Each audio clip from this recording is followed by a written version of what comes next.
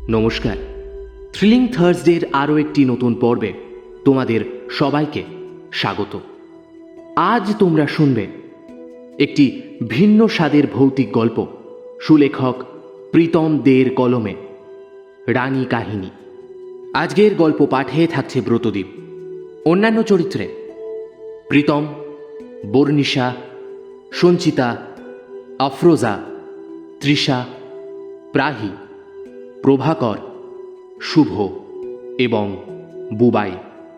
গল্পের সূত্রধার আমি, সায়ন্তন। শব্দ সংযোজন, আবহ ও এসএফএক্সে অমিত। প্রচ্ছদ অঙ্কন অনির্বাণ।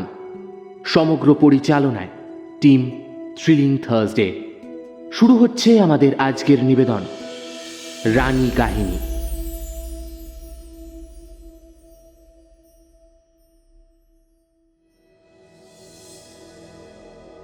মেইন রোড থেকে গাড়িটা ঊর্ধ্বশ্বাসে ছুটেই একেবারে ডান দিকে বাঁক নিয়ে গলি রাস্তাটা ধরে এগিয়ে বাড়িটার সামনে জোর ব্রেক কষল। আচমকাই রাস্তায় আসতেই চেঁচিয়ে উঠতেই চালকের আসনে বসা লোকটার দিকে চোখ পড়ে সুমনের। এতক্ষণ অন্ধকারের জন্য কিছুই দেখতে পাচ্ছিল না। হঠাৎ যেন একটা আলোর রেখা চালকের মুখের সামনে দিয়ে চলে গেল, আর তাতেই ও যা দেখল তাতে ওর হাত পা যেন হিম হয়ে গেল। সমস্ত শরীর ইতিমধ্যেই ঘামতে শুরু করেছে। বুকের হৃৎপিণ্ডটা যেন যে কোনো মুহূর্তে ভেদ করে বাইরে বেরিয়ে আসবে এমনই শোচনীয় অবস্থা। ঠোঁট কাঁপিয়ে ভয়ার্ত কণ্ঠে একটা আওয়াজ অস্পষ্টভাবে বেরিয়ে এলো, কে কে কে তুমি? বাড়িটার ধারে কাছে এলাকার কেউ একটা ঘেঁষে না, যদিও লোকালয় থেকে বেশ খানিকটা দূরেই বাড়িটা।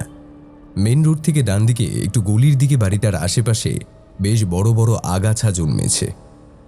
চারিদিক থেকে বটের ঝুড়ি নেমে আলো আধারিতে এমন একটা মায়াবী পরিবেশ সৃষ্টি করেছে যে দেখে মনে হচ্ছে চুন পলেস্তরা খসা শ্যাওলা ধরা সরু সরু ইটের তৈরি পুরো বাড়িটাকে যেন এই দৈত্যাকার বটগাছটা আগলে রেখেছে। দিন দুয়েক পরে একটা শর্ট ফিল্মের টিম এই পুরনো বাড়িটার খোঁজ পেয়ে শুটিং করতে আসে। তাদের ফিল্মের স্টোরি অনুযায়ী এইরকম জরাজীর্ণ একটা বাড়ির লোকেশনেরই প্রয়োজন ছিল। বাড়ির কাছে আসার পরে স্থানীয় লোকজনদের কাছে বাড়িটাকে ঘিরে নানা ভয়ের কথা জানতে পারে। অনেক রাতে নাকি ঘুঙুরের আওয়াজ পাওয়া যায়, তাই এই বাড়িটাকে এড়িয়ে চলাই ভালো। কিন্তু টিমের মধ্যে কয়েকজন বেশ সাহসী। এই 2022-এ দাঁড়িয়ে তারা এই সমস্ত কথাকে মন গড়া আর গল্প কথা ছাড়া আর কিছুই মনে করে না। তাই ওসবকে পাত্তা না দিয়ে নিজেদের কাজকে ফোকাস করেই এগিয়ে যেতে থাকে জঙ্গলের পথ ভেদ করে। প্রত্যেকেই তাদের পিছু পিছু চলে। বাড়ির সামনেটা যাওয়া মাত্রই প্রত্যেকেই থমকে যায়। হঠাৎ একটা বিশ্রী পচা আর কেমন যেন আষ্টে গন্ধ তাদের নাকে ঠেকে।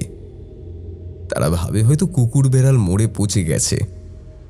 গন্ধটা ঠিক কোথা থেকে আসছে তার উৎস লক্ষ্য করে এদের মধ্যে দুজন বাড়িটার দিকে এগিয়ে যায়, কারণ এভাবে পচা গন্ধের মধ্যে কাজ করা অসম্ভব। তাই তারা বাড়িটার ভিতরে গিয়ে গন্ধটা ঠিক কোথা থেকে আসছে দেখতে গিয়ে ভিতরে যা দেখে তাতে তাদের আর একেবারে হিম হয়ে যায়। বাড়িটার প্রধান দরজা পেরোলেই বিশাল হলঘর। হলঘরের দরজা খোলা অবস্থাতেই ছিল। তারা দরজার সামনে যেতেই মেঝেতে দু হাত পা ছড়িয়ে পড়ে থাকতে দেখা যায় একজন অর্ধনগ্ন যুবককে, যার প্রায় সারা শরীরে অসংখ্য আঁচড়ের দাগ। জিভ বেরিয়ে চোখ উল্টে রয়েছে। মুখ, গলায়, বুকে কালো কালো রক্তের ছাপ, আর ছেঁড়া পোশাক আশাক মেঝেতে এদিক ওদিক ছড়ানো। ডেডবডির মুখের কাছে ও আশেপাশে অসংখ্য মাছি ও পোকা ভন ভন করে উড়ে বেড়াচ্ছে। যারা কৌতূহল নিয়ে আগে দেখতে যায় তারা এই ভয়ঙ্কর দৃশ্য দেখে একেবারে আঁতকে ওঠে। সুমন আর ইরানির ফেসবুকের মাধ্যমে আলাপ। প্রথমে 2-4টে কথার পর 3 দিন 2 দিন 1 দিন বিরতির পর প্রতিদিনই কথা হতে থাকে সুমন আর ইরানির। সম্বোধনটা আপনি থেকে তুমিতে চলে আসে খুব তাড়াতাড়ি। দিন যত যায় কথার ঘনিষ্ঠতাও তত বাড়তে থাকে। এইভাবে প্রায় মাসখানেক চলার পর কিছু একটা ভেবেই ইরানিকে প্রপোজ করে বসে সুমন। প্রপোজালটা বলতে গেলে হঠাৎই গেছিল ইরানির হোয়াটসঅ্যাপে। ইরানি হয়তো এরই অপেক্ষাতে ছিল। এরপর ওরা ঠিক করে এভাবে ফোনে ফোনে আর কতদিন, তার থেকে মিট করবে কোথাও। তাই ওদের ফার্স্ট মিট। একটু হলেও সুমনের মধ্যে নার্ভাসনেস কাজ করছে। ও বরাবরই এরকম। এই প্রথম গার্লফ্রেন্ড হয়েছে ওর, যাকে নিয়ে ঘুরতে যাবে। নির্দিষ্ট দিনে দুটিতে দেখা করল। সুমনের ইরানির ফেসবুকের ফটোগুলো দেখে যতটা না ফিলিংস এসেছিল, সামনাসামনি প্রথমবার দেখে মনের মধ্যে যেন ফিলিংসের ঢেউ খেলে গেল। সত্যি, কোনো মেয়ে এতটা সুন্দরী হতে পারে? প্রায় বয়স 23-এর গোড়ার মেয়েটির নিটোল শরীরে ঢেউ, এতটুকু খুঁত নেই, এতটা ফর্সা গাল, ঠোঁট, দাঁত, মুখের হাসি এতটাই স্নিগ্ধ, চোখগুলো যেন কথা বলে। তুমি দেখাতেই ভাবলো এমন সুন্দরী হয়েও এতদিনে কারো প্রেমে পড়েনি। ওই কি প্রথম? কি ব্যাপার? মিহি কণ্ঠটা কানে আসতেই ঘোর ভাঙল সুমনের।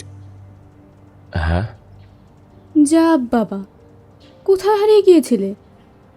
হ্যাঁ, না মানে ইয়ে কথাটা যেন তালগোল পাকিয়ে যাচ্ছে। কি বলবি সুমন? ফেসবুকে দেখি ফিলিংসটা এসেছিল প্রথম। এই 1.5 মাস ধরে মোটামুটি ঘনিষ্ঠভাবে কথা বলছে। ও যেন একটা নেশায় ডুবে আছে, যেমনটা হয় আর কি। একেতেই প্রথম প্রেম, তার উপর প্রেমিকা যদি সুন্দরী হয় তাহলে তো ব্যাপারটাই আলাদা। কিন্তু এই 1.5 মাস পরে যেন সুমন নতুন করে আবার ইরানির প্রেমে পড়ল। 1.5 মাস ধরে অদেখার ভালো লাগাটা আজ দেখার পরের ভালো লাগায় যেন বেড়ে 3 গুণ হয়ে গেল। কি মানে ইয়ে করছো? কথা হারিয়ে ফেলেছো? না, কিছু না, চলো। মাথাটা একটু চুলকে নিয়ে মনে মনে মুচকি হাসি হেসে বলল সুমন। তারপর বলো, আমাদের তো এই প্রথম দেখা, কিরকম লাগছে তোমার? একসাথে হাঁটতে হাঁটতে কথাটা জিজ্ঞেস করল ইরানি। কেমন আর লাগবে, একটু তো অন্যরকম লাগছেই। যেমন? একটা মেয়ের সঙ্গে একটা ছেলে, যারা দুজন দুজনকে ভালোবাসে, তারা প্রথমবার ডেটিংয়ে গেলে যেমনটা লাগে তেমন। বুঝলাম। তোমার কেমন লাগছে? আমার মনে হচ্ছে এই আকাশ বাতাস, এই নদীর জল, গাছের পাতা দোলানো, সব কিছুই আজ সাক্ষী হয়ে থাকলো আমাদের ভালোবাসার। প্রথম দেখায় ইরানি যে একটু ভাবুক ধরনের, ওর মধ্যে যে একটু কাব্যি কাব্যি ভাব আছে, সেটা সুমন এই 1.5 মাস কথা বলে বেশ বুঝতে পেরেছে। আজ শুধু চোখে দেখল। চন্দননগরে স্ট্যান্ডের ধারে গঙ্গার স্নিগ্ধ রূপের দিকে তাকিয়ে দুটি প্রাণ বসে আছে গাছের তলায়। যদিও স্ট্যান্ডের রোজকার ভিড়ের চেয়ে আজকেরটা যেন একটু কম। কখন যেন ইরানির নরম উষ্ণ হাতটা সুমনের হাতের উপর এসে পড়েছে। সুমন অনুভব করতেই একবার নিজের হাতের দিকে তাকিয়ে ইরানির দিকে আর চোখে তাকালো। গলায় একটু ঢোক গিলল, বুকের কলজেটা চঞ্চল হয়ে উঠেছে, একটু ঘামতেও শুরু করেছে। এই প্রথম অনুভূতি, একেই কি বলে প্রেম? তাহলে ও প্রেমে পড়তে পারে? কিভাবে যে সবকিছু হয়ে গেল নিজেও বুঝতে পারেনি। কি গো, হ্যাঁ, বলো। তোমার কি হয়েছে বলো তো? আজকে প্রথম দেখার পর থেকে দেখছি কি একটা ঘোরের মধ্যে আছো। কি হয়েছে তোমার বলো তো? ও, বুঝেছি বুঝেছি, প্রথম দেখায় একটু নার্ভাসনেস কাজ করছে, তাই তো? সে আমারও একটু একটু করছিল, কিন্তু তোমার মতো এতটাও না। ভীতু কোথাকার। ভীতুই ভালো, সব ব্যাপারে আবার অত সাহসও ভালো না। তাই তো আমার এই ভীতু ছেলেটাকেই বেশি পছন্দ। বলি, দুজনে মিলে হাসতে হাসতে গা ভাসিয়ে দিল নব্য প্রেমের জোয়ারে। এরপর ওরা মাঝে মধ্যেই দেখা করে। বাড়ি থেকে লুকিয়ে সিনেমা যাওয়া, শপিং, স্ট্যান্ডের ধারে, কলকাতার বিভিন্ন জায়গায় মিট করত সুমন এবং ইরানি। তবে সুমনের মনের মধ্যে একটা ভয় সবসময় কাজ করত, কারণ ইরানি এতটা সুন্দর দেখতে। শেষ পর্যন্ত ওদের সম্পর্কটা টিকে থাকবে তো? ও ইরানিকে হারিয়ে ফেলবে না তো? এই হারিয়ে যাওয়ার ভয়ে একটু পজেসিভ হয়ে পড়ে। যদিও সুমন ওর কয়েকজন ঘনিষ্ঠ বন্ধুকে ওর আর ইরানির ব্যাপারটা জানায়, এই নিয়ে কম লেগ পুলিং সহ্য করতে হয়নি সুমনকে। এরপর ওদের মধ্যে প্রেম ধীরে ধীরে গাঢ় হয়ে একটা সময় ভালোবাসায় পরিণত হয়। সুমন এখন একটা প্রাইভেট ইংলিশ মিডিয়াম স্কুলের ড্রয়িং টিচার, সরকারি চাকরির চেষ্টায় আছে। এখন ওর বয়স 27। বাড়ির একমাত্র ছেলে সুমন, মোটামুটি প্রতিপত্তি সম্পন্ন ঘরের ছেলে। এর আগে কলেজে ইউনিভার্সিটিতে পড়ার সময় কারও প্রেমে পড়েনি সেরকম। ওই একটু আধটু ভালো লাগা, ওই বয়সে যা হয় আর কি, কিন্তু ওই পর্যন্তই। তবে ওর পিছনে যে কেউ পড়েনি সেটাও নয়, ও যথেষ্ট সুদর্শন পুরুষ। কত মেয়েরা কত রকমভাবে ওর সাথে মেশার চেষ্টা করেছে, তবে ও এগুলোকে অত পাত্তাও দেয়নি সেরকমভাবে, এড়িয়ে গেছে। কিন্তু ইরানিকে দেখার পর নিজেকে কেমন যেন একটু পাগল পাগল লাগতে শুরু করে। এই প্রেম প্রেম ব্যাপারটার প্রতি আকর্ষণটা এখন যেন বেশি পরিমাণে দেখা দিয়েছে ওর। সন্ধে যত বাড়ছে বৃষ্টির বেগটা ততই বেড়ে চলেছে। নিকষ কালো অন্ধকার বাড়িটাকে গ্রাস করছে ধীরে ধীরে। খানিক বাদে বাদেই কানের পর্দা ফাটানোর মতো আওয়াজ করে জোর বাজ পড়ছে। ইরানি সুমনের ডান হাত শক্ত করে জড়িয়ে ধরে। হঠাৎ ও একটা জোরে চিৎকার করে দূরে ছিটকে সরে যায়।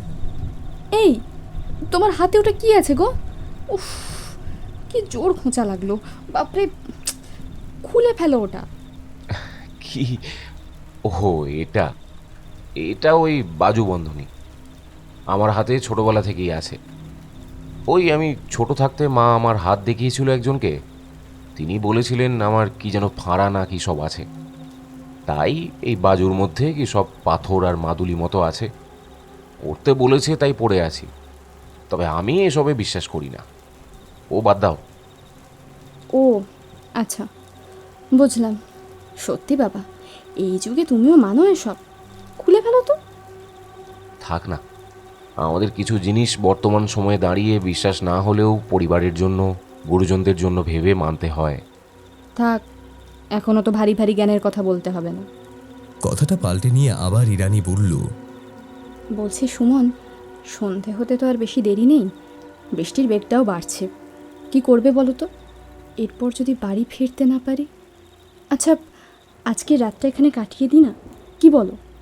আমার কিন্তু এই বাড়িটা বেশ লাগছে, কীরকম মায়াবী গা ছমছমে ভাব। ইরানি যে ভূত টুত নিয়ে একটু বেশি ইন্টারেস্টেড তা এতদিনে সুমনের জানা হয়ে গেছে। তবে ও যে ভয় পায় না তেমনও নয়। একেতেই অন্ধকার, একটা পুরনো বাড়ি, তার উপর ঝড় বৃষ্টি, আজ একটু বেশি ইন্টারেস্ট দেখাচ্ছে যেন। কি বলছো কি? এই ভুতুরে বাড়িতে? পাগল নাকি তুমি? কেন, ভয় করছে? ভীতু কোথাকার। না, তা বলে এই বাড়িতে কোনো সুস্থ মস্তিষ্কের লোক আর যাই হোক রাত কাটাতে যাবে না। কেন, কি হয়েছে সুমন? তুমি আছো তো, আজ রাতে তুমি আর আমি একসাথে থাকবো। ও আচ্ছা, এই হচ্ছে আসল কথা। মনে আজ রোমান্সের ঢেউ একেবারে যেন উথলে উঠেছে। কি গো, কি ভাবছো এত? না, কিছু না। দেখো, এই বাড়িটার হলঘরটা ফাঁকাই আছে, আর তুমি যেটার ভয় পাচ্ছ সেটা এখনকার দিনে কেউ অতটা মানেও না। একটা রাতের তো ব্যাপার, আর এখানে কেউ তো আমাদের দেখতে যাচ্ছে না। কাল খুব ভোরে না হয় আমরা এখান থেকে বেরিয়ে যাব, তুমি তোমার বাড়ি আর আমি আমার, কেই বা জানতে যাচ্ছে বলো?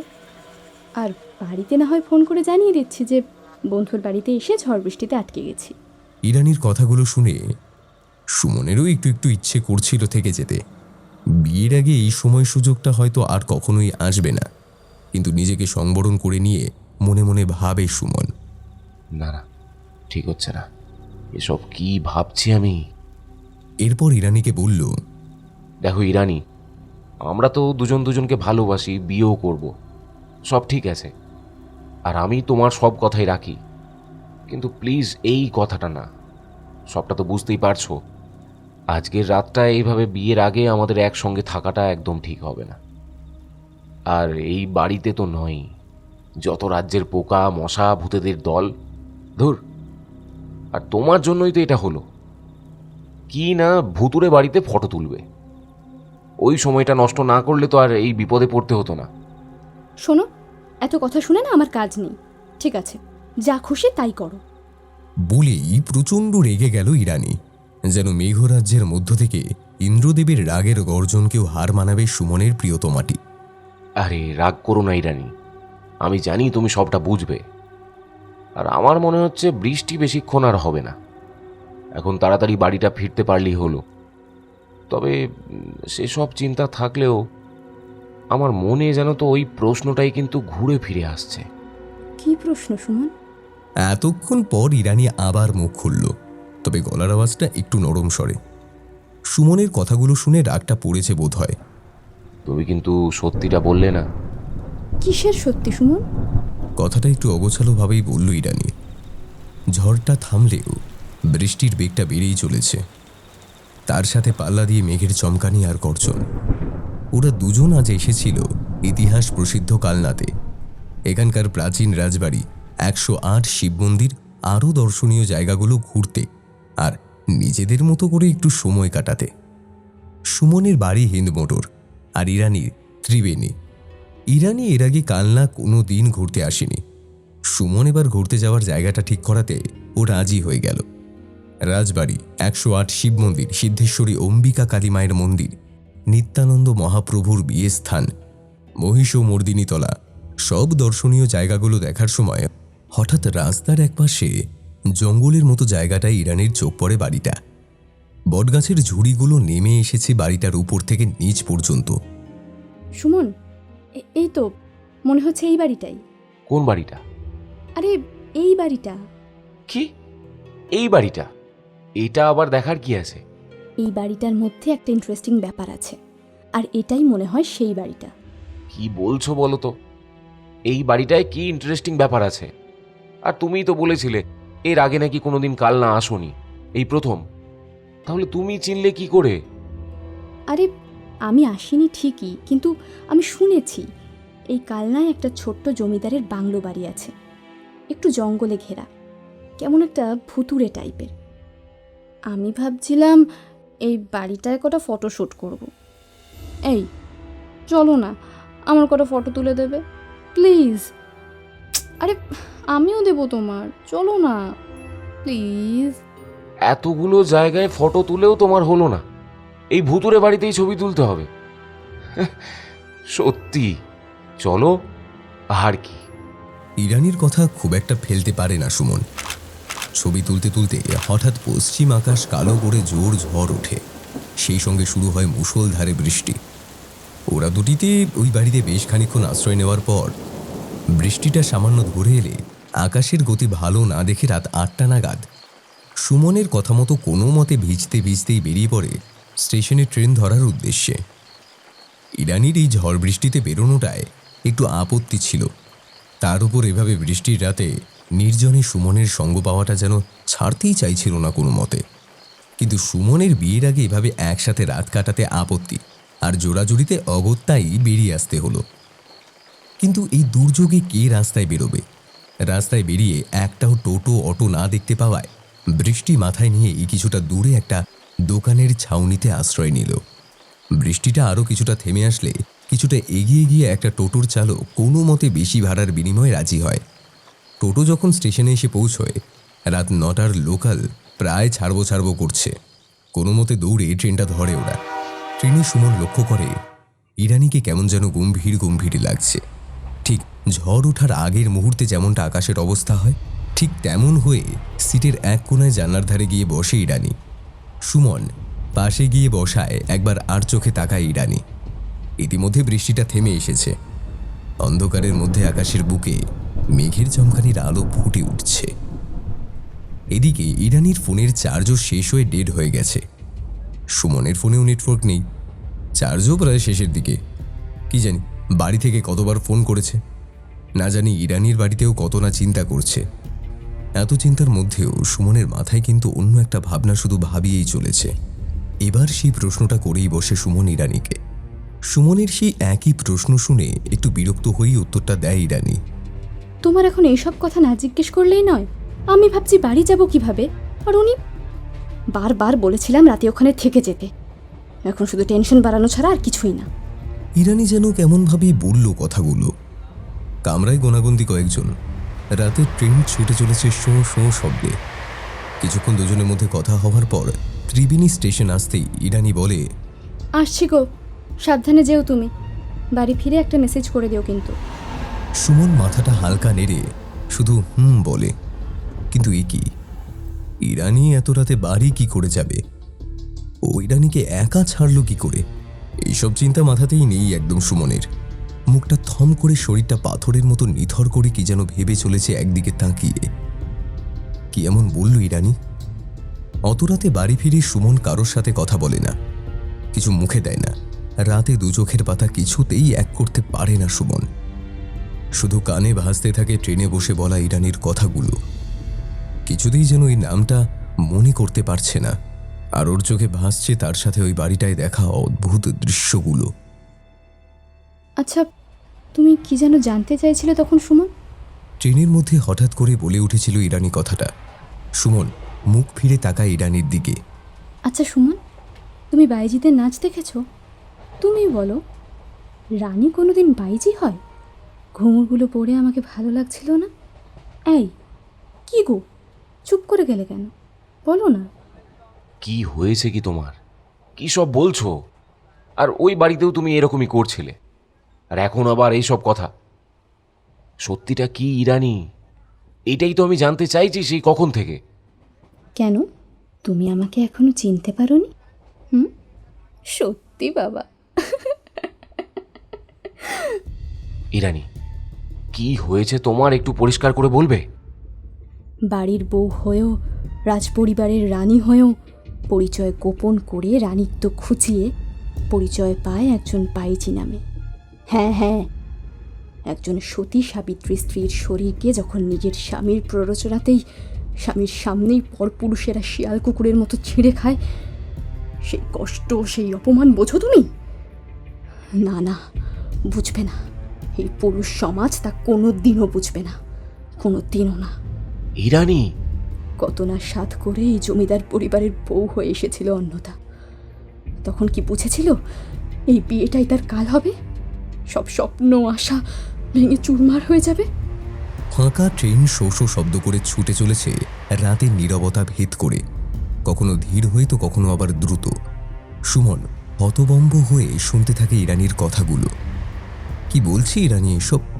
কিন্তু সুমনও যেন একটা ঘোরের মধ্যে আবিষ্ট হয়ে পড়েছে। ইরানিকে থামাবার কোনো ক্ষমতাও নেই। আরও তো সত্যিটাই জানতে চাইছিল। ইরানি এবার মুখ খোলে। গুপ্তিপাড়ার জমিদার বীরেন্দ্র প্রতাপ সিংহ রায়ের কনিষ্ঠ পুত্র রাজেন্দ্র প্রতাপ সিংহ রায় গঙ্গার ঘাটে একদিন এক ষোড়শীকে আবিষ্কার করে। নামটা শুনেই চমক ভাঙে সুমনের। ভুরুটা কুঁচকে তাকায় ইরানির দিকে। নামটা যেন ওর খুব চেনা চেনা লাগছে, মনে হচ্ছে ছোটবেলায় কোথাও শুনেছে। ইরানিকে থামিয়ে নামটা ভাঙা ভাঙা গলায় বলল সুমন। কি বললে? গুপ্তিপাড়ার জমিদার বীরেন্দ্র প্রতাপ সিংহ রায়? কেন, তুমি চেনো নাকি? না, কোথাও শুনেছি, কিন্তু কিছুতেই মনে করতে পারছি না। আচ্ছা, তুমি বলো। তো সেই কুমার রাজেন্দ্র প্রতাপের তখন ভরা যৌবন। কুমার ছিল একটু ভাবুক মনের। তার ওই জমিদারিতে মন নেই। কখনো সহচর হিসেবে নায়েব পুত্র কৈলাসকে নিয়ে, আবার কখনো একা একাই বেরিয়ে পড়তো এদিক ওদিক। সেদিন দুপুরবেলায় গঙ্গার ঘাটে একাই বসে প্রকৃতির দৃশ্য দেখছিল কুমার। হঠাৎ তার নজরে পড়ল একজন যুবতী। না, তাকে ঠিক যুবতী বলা যাবে না।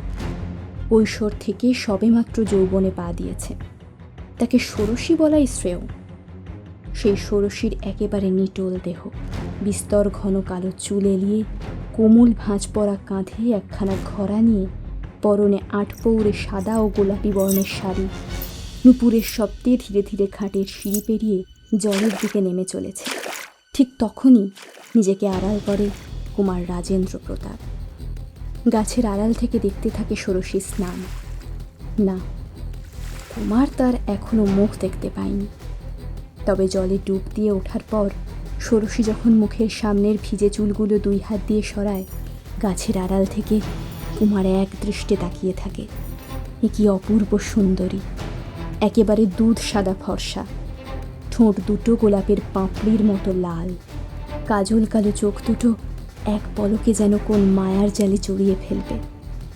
স্নান সেরে ঘড়ায় জল ধরে ষোড়শী এক পা দুপা করে সিঁড়ি বেয়ে উপরে উঠতে থাকে।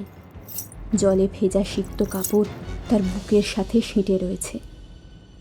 এই রূপ দেখে কুমারের চোখ আটকে যায়, বুকের ভেতরটা মোচড় দিয়ে ওঠে। সারা দেহের লোম খাড়া হয়ে উঠছে, লোলুপ দৃষ্টিতে চেয়ে আছে ষোড়শীর দিকে। এ কাকে দেখছি, যেন স্বর্গের অপ্সরা। কুমার কি এখনই মেয়েটার পথ আটকাবে? এখনই তার মনের কথা বলে দেবে? না, এখনই নয়। তবে এ কোন বাড়ির মেয়ে তা জানতেই হবে, খোঁজ নিতে হবে। গ্রামের মধ্যে এত সুন্দরী একজন রয়েছে আর কুমার জানে না। কৈলাসকে কি এখনই গিয়ে বলবে? কৈলাস কি জানে, নাকি জানা সত্ত্বেও এই খবর তার কান পর্যন্ত পৌঁছয়নি? এইসব প্রশ্ন তার মাথার মধ্যে ঘুরপাক খেতে থাকে। এক টানা এতটা বলে থামে ইরানি। সুমন ইরানির কথাগুলো এক মনে শুনতে থাকে, যেন মহাবিষ্ট হয়ে পড়েছে কথাগুলোর মধ্যে। এরই মধ্যে ত্রিবেণী স্টেশন আসায় ইরানি নেমে যায়। সুমন একদিকে তাকিয়ে ভাবতে থাকে, কিন্তু সবটা তো জানা হলো না। আর ওই বাড়িটায় ওরকম কেন করছিল ইরানি? মনে পড়ে যায় কিছুক্ষণ আগের ওই বাড়িটায় ঘটা মুহূর্তগুলো। বৃষ্টির বেগ বাড়তে থাকায় যখন বাড়িটায় কিছুক্ষণের জন্য আশ্রয় নিল সুমন আর ইরানি, অন্ধকারের মধ্যে কথা বলতে বলতে বিদ্যুতের আলোয় সুমন হঠাৎ লক্ষ্য করে তার পাশে ইরানি নেই। সুমন ইরানি ইরানি বলে ডাকতে থাকে। ইরানি? এদিক ওদিক তাকিয়ে দেখতে না পেলে চিৎকার করতে করতে অন্ধকারে হাতড়েই এগিয়ে চলে। ইরানি, কোথায় গেলে তুমি? ইরানি, ইরানি। হঠাৎ হল ঘরের ভিতর থেকে একটা ঘুঙুরের শব্দ ভেসে আসে। আওয়াজটা বৃষ্টির আওয়াজে ঠিক শোনা যাচ্ছে না, তবে থেমে থেমে হচ্ছে। গাটা একটু ছমছম করতে থাকে সুমনের। চারিদিক নিকষ কালো অন্ধকার, মাঝে মাঝে বিদ্যুতের ঝিলিক এসে পড়ছে বাড়িটায়। তাও বুকে একটু সাহস নিয়ে সন্দিহান চোখে শব্দের উৎস লক্ষ্য করে ঘরে গিয়ে ঢুকে বিদ্যুতের আলোয় অস্পষ্ট দেখতে পায় এক নারী অবয়ব। ঘরটা থেকে মিষ্টি একটা সুগন্ধ ভেসে আসছে। নারীটি সুমনের দিকে পিছন ফিরে দাঁড়িয়ে আছে। বিদ্যুতের আবছা আলো আধারিতে দেখে মনে হচ্ছে নারীটির পরনে জমকালো জড়ি দেওয়া শাড়ি। আওয়াজটা এবার পরিষ্কার হয় সুমনের কাছে। ঘুঙুরের আওয়াজ, মেয়েটার পায়ে ঘুঙুর বাঁধা। থমকে যায় সুমন। কে ওটা? মনে মনে ভাবতে থাকে। গা ছমছম করছে। এবার পিছন ফিরে তাকায় নারীটি। না, অন্ধকারে ঠিক বোঝা যাচ্ছে না মুখটা। এবার নারীটি সুমনের দিকে এগিয়ে আসতে থাকে। সুমনের ভয়ে গলা শুকিয়ে একেবারে কাঠ হয়ে গেছে। মুখ থেকে আমতা আমতা ভাবে বেরিয়ে আসে, কে কে কে আপনি? বাইরে বাজ পড়ার সাথে সাথে যেন সুমনের বুকেও করকর করাত শব্দ করে বাজ পড়ল। বিদ্যুতের আলোয় মুখটা এবার পরিষ্কার দেখতে পেল সুমন। ছ্যাদ করে উঠল বুকটা। এ কাকে দেখছে ও? ইরানি? এক লাস্যময় হাসি হেসে ওঠে ইরানি। তার হাসি যেন প্রতিধ্বনিত হতে থাকে এই প্রাচীন বাড়ির প্রতিটি দেওয়ালে। সেই হাসির সঙ্গে তাল মিলিয়ে প্রচণ্ড জোরে জোরে বাজ পড়ার শব্দ। সেই শব্দ যেন এই পুরনো বাড়ির চাপা পড়া কোনো রহস্যকে জাগিয়ে তুলেছে। সুমন রীতিমতো ঘামতে শুরু করে। মুখের কথা জড়িয়ে যায়, তবুও একটু সাহস করেই বলে ওঠে, ইরানি, তোমার তোমার কি হয়েছে? তুমি এইরকম ভাবে সেজেছো কেন? হাসছো কেন তুমি? ভয় পেয়ে গেছো?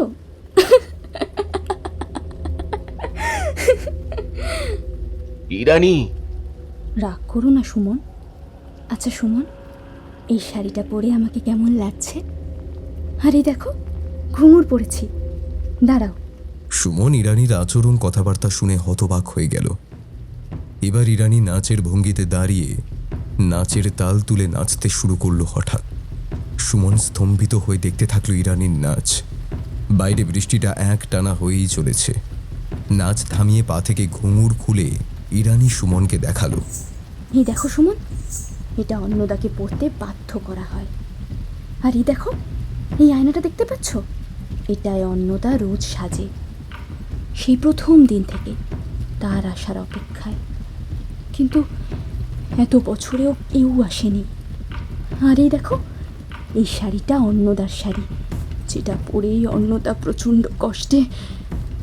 আচ্ছা, আমাকে এগুলো পরে কেমন লাগছে বলো না, কেমন লাগছে আমার? কি বলছো তুমি ইরানি এসব? তুমি ঘুঙুর পড়েছো, এই এই শাড়ি তুমি কোথায় পেলে? আয়না মানে এসবের মানেটা কি? সব জানতে পারবে, আস্তে আস্তে সবটা জানতে পারবে। তুমি তো জানবেই। বলেই অট্ট হাসিতে ফেটে পড়ল ইরানি। এক লহমায় যেন সমগ্র বাড়িটা কেঁপে উঠল। এ কোন ইরানিকে দেখছি সুমন? সুমন একটু ঢোক গিলে সামনে গিয়ে দুহাত দিয়ে ইরানিকে জোর ঝাঁকুনি দিয়ে চিৎকার করে, ইরানি! ইরানি হাসি থামিয়ে স্মিত হেসে সুমনের দিকে তাকিয়ে বলে, ওই একটু সেজেছিলাম, দেখছিলাম কেমন লাগে। আজ ইরানিকে সত্যি আরো অপূর্ব লাগছে। এটা ভেবেই চমক ভেঙে আবার সুমন বলে ওঠে, তুমি তো নাচ জানতে না বলেছিলে, তাহলে নাচের তাল তুমি কিভাবে জানলে? ওই আর কি। সত্যিটা কি ইরানি? অনেক রাত হয়ে আসছে, মনে হয় না বৃষ্টি কমবে। তুই না বলছিলে বাড়ি যেতে হবে? কথাটাকে পাল্টে ফেলেছিল ইরানি। পরের দিন সকালে প্রায় 8:30 নাগাদ ঘুম ভাঙে সুমনের। কাল রাতের বিভীষিকা আজ অনেকটা কেটে গেছে। ফোনটা হাতে নিয়ে চেক করে, না, কোনো মেসেজ কল কিছুই আসেনি। আর ওর তো কাল ইরানিকে জানানো হয়নি ফেরার কথা। আচ্ছা, ও ঠিকঠাক বাড়ি ফিরতে পেরেছিল তো? ও তো সেটাও জানালো না। এইসব মনের মধ্যে ভাবতে ভাবতে ইরানিকে রিং ব্যাক করল সুমন। প্রথম 2বার বেজে কেটে গেল। 3বারের বার রিসিভ হয়ে ওপাশ থেকে ভেসে এলো, বলো, কাল বাড়িতে কখন পৌঁছলে সেটা তো জানালেও না। আসলে কাল অতক্ষণ বৃষ্টিতে ভিজে শরীরটা কেমন একটা লাগছিল, তাই তাড়াতাড়ি ঘুমিয়ে পড়েছিলাম। তুমি কখন বাড়ি পৌঁছালে? তুমিও তো একবার ফোনও করলে না। আমি ঠিকঠাকই ফিরেছি। অত রাতে একা যেতে ভয় লাগেনি তো? এটা আজ মনে হলো? কাল তো একবারও জিজ্ঞেস করলে না। আর ভয়ের কথা বলছো? আমার আবার কিসের ভয়? এখন আর আমি কিছুকে ভয় পাই না। মানে? ও কিছু না। আরও 2-4টে কথার পর ফোন রেখে দিল সুমন। কাল রাতের কথা প্রায় ভুলেই গেল। আজ স্কুল ছুটি। সারাটা দিন নিজের কিছু কাজে ব্যস্ত ছিল। আর রাতে ইরানির সাথে কথাবার্তার পর ঘুমিয়ে পড়ে রোজকার মতোই। হঠাৎ একটা শব্দে ঘুমটা ভেঙে যায়। ঝুমঝুম শব্দ। হ্যাঁ, এই শব্দটা সুমনের চেনা। ঘুঙুরের শব্দ। কেউ যেন এক টানা নেচে চলেছে, আর করুণ সুরে যেন কারো আর্তনাদের আওয়াজ ভেসে আসছে। কেউ যেন প্রবল যন্ত্রণায় ছটফট করছে। হঠাৎ ধর্মর করে উঠে বসে সুমন। চারিদিক অন্ধকার, কিচ্ছু দেখতে পাচ্ছে না। তাহলে কি লোডশেডিং হয়েছে? ইনভার্টার তো চলার কথা। সারাটা শরীরই ভিজে গেছে ঘামে। হাঁপাতে থাকে সুমন। হাতের ফোনটা খুঁজে টর্চ লাইটটা অন করে। ঘুম চোখে স্ক্রিনে দেখল রাত 1:45। কিন্তু আওয়াজটা কোথায় গেল? ওই ঘুঙুরের আর গোঙানির? সেগুলো তো আর আসছে না। তাহলে কি স্বপ্ন দেখছিল এতক্ষণ? হবে হয়তো। হঠাৎ কাল রাতের কথাগুলো মনে পড়ে যায়। ওই গুপ্তিপাড়া, জমিদার বাড়ি, কিন্তু কিছুতেই মনে করতে পারছে না ওই নামগুলো কোথায় শুনেছে ও। মনে মনে ভাবতে থাকে সুমন, আরে কাল তো পুরোটা বললো না ইরানি, সব কথাগুলো তো শোনাও হয়নি। তারপর কি হয়েছিল? আর সকালেও কেমন যেন মুডটা অফ ছিল। কি হয়েছে ওর কে জানে। কাল একবার জিজ্ঞাসা করতেই হবে। জল খেয়ে একটু ঘুমানোর চেষ্টা করে সুমন। ঘুম কিন্তু কিছুতেই আসে না। এবার ঘুমানোর চেষ্টা করে। কিছুক্ষণ পর ঘুম আসে 2 চোখ জুড়ে। পরের দিনটা খুব ব্যস্ততার মধ্যে দিয়ে কাটে। স্কুলেও মিটিং, তারপর কলেজ স্ট্রিটে কিছু কাজ থাকায় আজ সারাটা দিন সময় পায়নি ইরানির সাথে কথা বলার। আজ ও খুব ক্লান্ত। রাতে ফিরে এসে গুড নাইট মেসেজ করেই তাড়াতাড়ি খেয়ে ঘুমিয়ে পড়ল সুমন। আজও হঠাৎ সেই ঘুঙুরের একটানা আওয়াজ আর একটা চাপা আর্তনাদের শব্দ। এই আওয়াজে আজও ধর্মর করে বিছানায় উঠে বসল। বিছানা পুরো ভিজে গেছে, দরদর করে ঘাম ঝরছে সারা শরীর থেকে। আজ ওই একই স্বপ্ন। কি হচ্ছেটা কি ওর সাথে? একইভাবে 3-4 দিন একই ঘটনা ঘটতে থাকে সুমনের সাথে, কিন্তু আশ্চর্য ব্যাপার, ও কিন্তু ইরানিকে কথাটা জিজ্ঞেস করতেই পারছে না।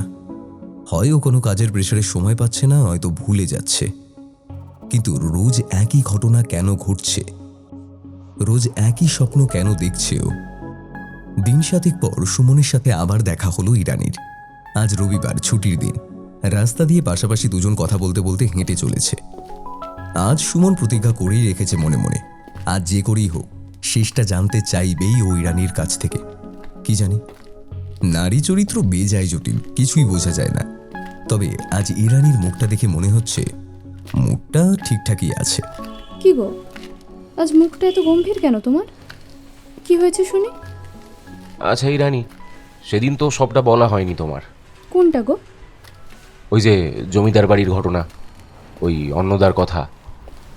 আর তুমি সেদিন ওরকম করছিলে। সুমনের কথাটা শেষ হতে না হতেই পিছন থেকে একটা 4 চাকা এসে রাস্তায় জমে থাকা কাদা জল ছিটিয়ে গেল সুমনের জামা প্যান্টে। সুমন রাগের চোটে দাঁত মুখ খিঁচিয়ে একটা গালাগাল বার করতে গিয়েও করল না। চোখ মুখ খিঁচিয়ে তাকালো ইরানির দিকে। সুমনের মুখের এই অবস্থা দেখে ইরানির প্রায় হাসি টোল ওঠার জোগাড়। এই হাসির আগের পর্ব ইতি হলে ফেরার পথে সুমন আবার ইরানিকে কথাটা পারে, সাথে রোজ রাতে তার ওই একই স্বপ্ন দেখার কথাটাও বলে। তাই নাকি? হ্যাঁ, কেন এমন হচ্ছে বলো তো? কেন? অন্নদা এলো নাকি? না ইরানি, ইয়ার কি না, রোজ রোজ একই স্বপ্ন। তুমি সারা দিন কাজে ব্যস্ত থাকো, কিন্তু ওই বিষয়টা নিয়ে তোমার মনে কৌতূহল রয়েই গেছে, আর সেটা তোমার একা থাকার সময় মনকে নাড়া দিচ্ছে। তার জন্য এটা হচ্ছে হয়তো। হয়তো তার জন্যই হবে। তুমি বলো না সবটা, পুরোটা জানলে হয়তো নাও হতে পারে। বলবো বলবো, সবটা বলবো, সবটা জানবে তুমি, কিন্তু আজ মুখে নয়, ডায়েরিতে। ডায়েরি মানে? ডায়েরি, একটা ডায়েরি দেবো তোমায়, ওটাতে সবটা লেখা থাকবে। কারণ এখন যদি ওই ইতিহাস বলতে যাই তাহলে আজও রাত হয়ে যাবে, আর আকাশের অবস্থা ভালো না, আজও বৃষ্টি হতে পারে, আবার কিন্তু সেদিনের মতো হবে। আচ্ছা তাই করো। কবে দেবে? কাল, পাক্কা। একটু থেমে মুখে একটু হাসি নিয়ে ইরানিও কি যেন একটা ভেবে সুমনকে বলল, ও শোনো না, তোমাকে তো একটা কথা বলতে ভুলেই গেছি। এবার কিন্তু আমাদের বিয়ের ব্যাপারটা পাকা করতে হবে। বিয়ে? কেন বিয়ে করবে না? সারা জীবন কি এইভাবেই লুকিয়ে চুরিয়ে প্রেম করে বেড়াবো আমরা? না মানে আমার বাড়িতে এখনো কেউ তো জানে না। জানে না তো জানাবে, না হলে বলো আমি গিয়ে বলছি। এই না না না। শোনো, আমি কিন্তু এই ব্যাপারটাতে সিরিয়াস। তুমি তো জানোই আমার বাবা নেই, মা আমাকে নিয়ে খুব চিন্তায় আছে আমার বিয়েটা না হওয়া পর্যন্ত। আর মায়ের শরীরটাও খুব একটা ভালো না, বুঝতেই তো পারছো সব। আর মা ডেকেছে তোমায়, তোমার সাথে কথা বলবে। তোমার মা রাজি? হুম আর আমাকে দেখেছে? হুম, ছবিতে দেখেছে। ও আচ্ছা। কি ভাবছো তো? না মানে আমার বাড়িতে। কি বাড়ি বাড়ি করছো? এই শোনো, এত ভয় কেন গো তোমার? এতই যখন ভয়, আমার সাথে প্রেম করতে গেছিলে কেন? এই দিনটা তো আসবেই, এটা মনে ছিল না? প্রথমেই তো না বলতে পারতে। নাকি আমার রূপে মজে গেছিলে? তোমরা সব পুরুষ মানুষ এক। ইরানি, কথাগুলো তীরের মতো বিঁধল সুমনের কানে। কি সব বলে চলেছে ইরানি, এতটা রেগে গেল কেন? আচ্ছা আচ্ছা, রাগ করো না। আর কোন পুরুষের কথা বলছো আমি জানি না, তবে আমি বলছি সব পুরুষ মানুষ কিন্তু এক নয়। সেটাই দেখবো কত দম। মুহূর্তের মধ্যেই ইরানির সব রাগ যেন গলে জল হয়ে গেল। ও বলে উঠল, এই শোনো না, কাল তো বলছিলে তোমার স্কুল তাড়াতাড়ি ছুটি হয়ে যাবে, তাহলে কালই চলে এসো আমাদের বাড়ি। তাছাড়া শাশুড়ি একটু পরখ করে দেখবে না যে তার জামাই কতটা স্মার্ট, মেয়েকে ঠিকঠাকভাবে রাখতে পারবে কিনা। একেবারে কালই? হ্যাঁ কালই। আর ডায়েরিটা নিতে হবে না, ওটাও একেবারে নিয়ে যাবে। ও আচ্ছা ঠিক আছে, তাহলে তাই হবে। রাত প্রায় 12টা। সুমন ল্যাপটপের কিছু পেন্ডিং কাজ শেষ করে শাটডাউন করে ঘুমোতে যাওয়ার আগে সেই দুঃস্বপ্নের চিন্তা তার মাথায় ভিড় করে আসে। আজও সেই একই দুঃস্বপ্ন। কবে যে এর থেকে মুক্তি পাবে ও? এবার মনে হচ্ছে ওকে একজন সাইকিয়াট্রিস্টের সাথে কথা বলতেই হবে, এইভাবে দিন কাটানো যায় না। কিন্তু আশ্চর্য ব্যাপার একটাই, প্রতি রাতের এই দুঃস্বপ্ন কিন্তু রাতে একবারই আসে, আর সেটা সারাদিনে একবারও মনে পড়ে না সুমনের। এই রাত আসলেই নিজের ঘরে এসে ঠিক ঘুমানোর আগেই মনে পড়ে, তার আগে কখনো নয়। তবে এই কদিনে কিছুটা ওর সয়ে গেছে। একটা চিন্তা মাথায় ঘুরপাক খেতে থাকে সুমনের। কাল ইরানিদের বাড়ি এই প্রথম যাবেও। ইরানির মা তো জানেন ওদের ব্যাপারটা, কিন্তু নিজের বাড়িতেই বলা হয়নি কিছু। বাড়িতে কিভাবে নেবে ওদের ব্যাপারটা? আর হ্যাঁ, ওই ডায়েরিটা পাওয়াও খুব দরকার। হয়তো ইরানির কথা মতো ওর না জানা কথাগুলো সবটা জানলেই দুঃস্বপ্নের রাতগুলো কেটে যেতেও পারে। এই ধরনের হাজারো প্রশ্ন মাথার মধ্যে আঁকিবুকি কাটতে থাকে সুমনের। আরেকটা কথা মাথায় আসে সুমনের, ওই ঝড়ের দিন ইরানির মুখে ওই গুপ্তিপাড়ার জমিদারের কথাটা কোথায় শুনেছে এর আগে। ও এখনও সেটা যদিও মনে করতে পারেনি।